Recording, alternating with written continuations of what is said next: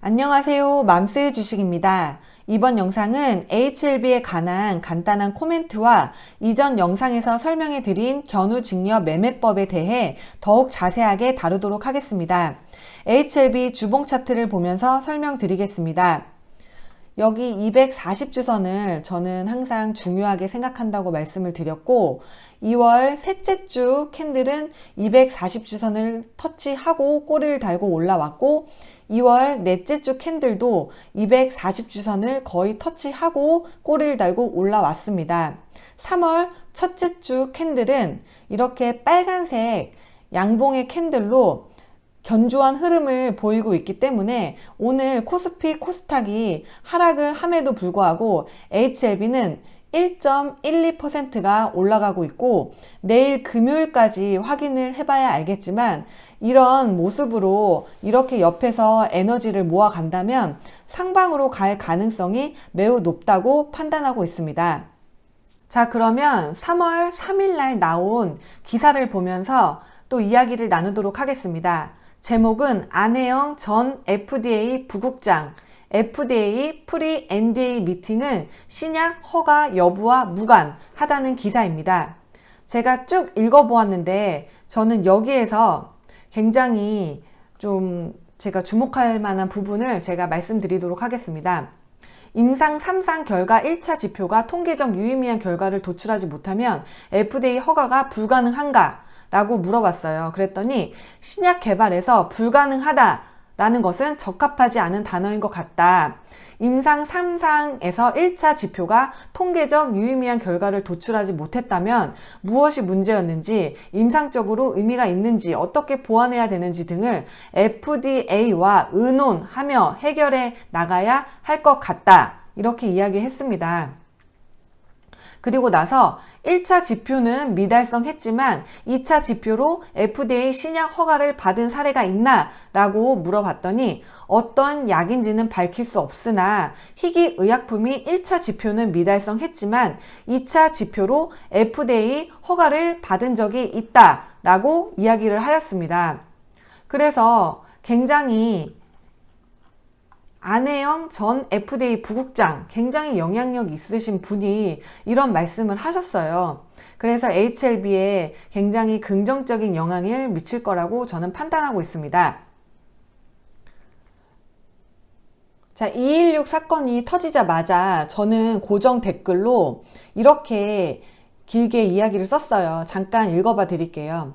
전체 생존 기간이 유의미한 데이터를 확보하지 못했던 이유는 리보세라님 약을 먹은 환자군과 리보가 아닌 가짜 약을 먹은 환자군의 생존 기간이 많이 차이가 나서 통계적 유의미성을 확보해야 하는데 아무래도 생명이 걸린 문제이니 가짜 약 먹는 환자군들 중에서 상태가 급격히 악화되어 기존 시판되어 있는 약을 먹었을 가능성이 있어 유의미한 데이터를 확보하지 못한 걸로 압니다.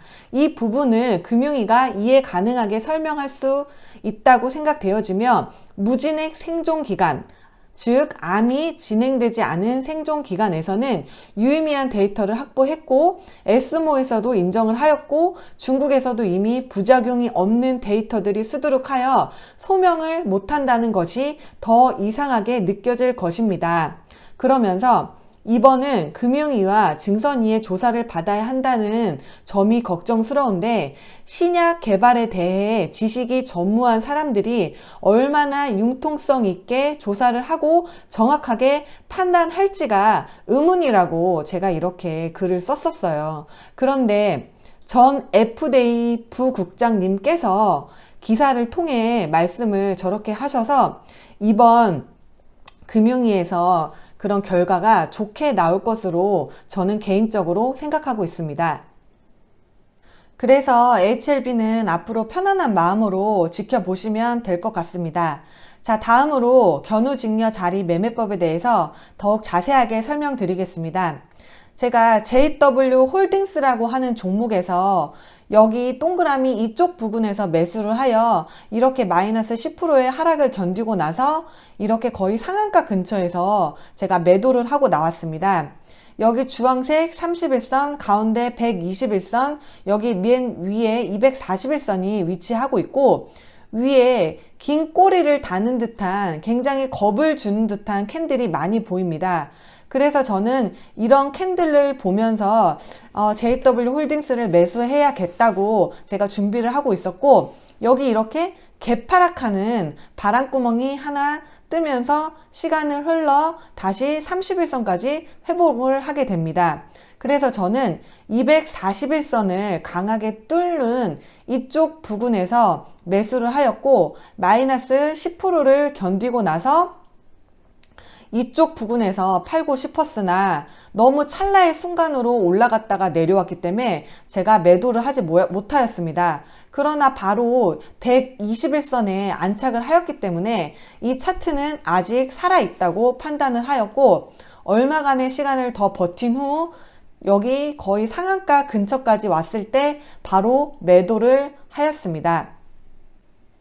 자, 그래서 제가 매매 손익을 간단하게 캡처를 해보았는데, JW 홀딩스 2020년 8월 7일 매수, 2020년 9월 11일 매도를 하였습니다.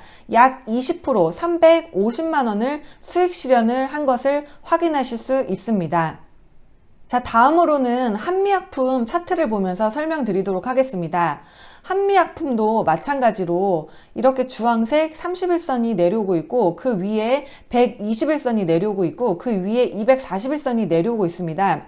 저는 이렇게 밑에 부분에서 바람구멍, 바람구멍, 바람구멍, 바람구멍, 이렇게 바람구멍이 나는 차트를 굉장히 좋아하며, 바람구멍이 나면서 31선을 이렇게 물결을 타는 차트를 굉장히 좋아합니다. 그래서 이쪽 부분에서 제가 매수를 하였고, 이렇게 기다리고 있는 와중에 강한 양봉으로 30일, 120일, 241선을 한 번에 뚫어내는 강한 양봉이 출현을 한 것을 확인하고, 강한 양봉 후 이렇게 동그라미 지점, 초록색 121선을 안착하는 이쪽 부근에서 2차 매수를 하게 됩니다.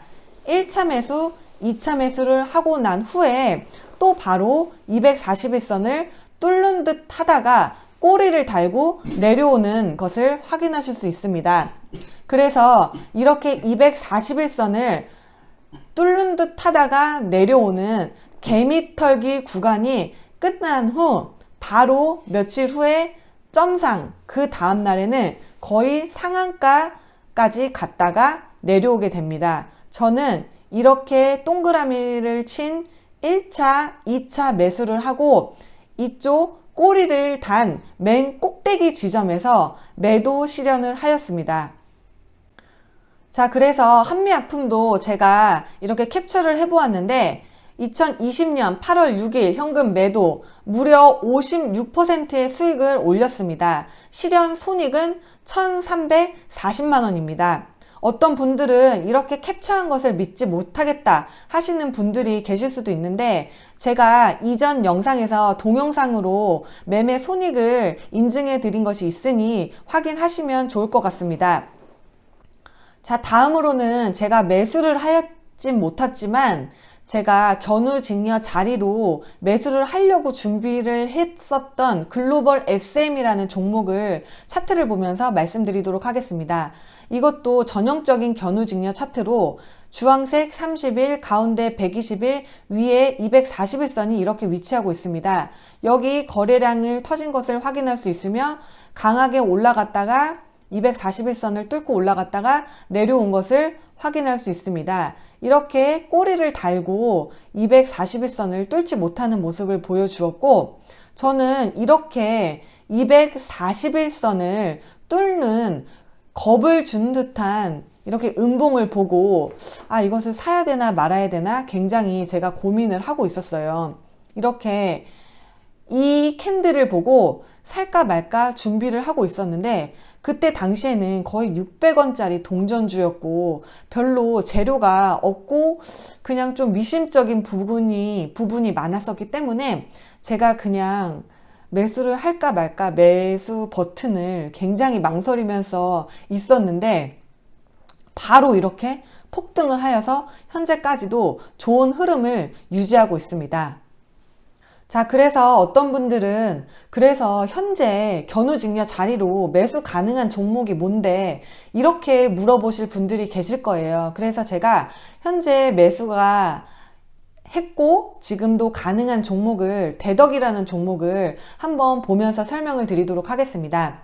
전형적인 견우직녀 차트로 주황색 30일, 초록색 120일, 검정색 241선이 이렇게 차례대로 역배열로 되어 있는 상황이고 주황색 31선이 121선을 뚫고 또 31선이 241선을 뚫었습니다. 그래서 여기 밑에 거래량이 많이 나온 것을 볼 수 있고 241선을 뚫고 다시 내려와서 이런 모습의 차트를 캔들을 확인할 수 있고 241선을 캔들이 뚫었다가 다시 121선을 터치했다가 다시 241선을 뚫었다가 121선을 터치하고 241선을 이렇게 밟고 올라갈 듯 말 듯 하고 있습니다.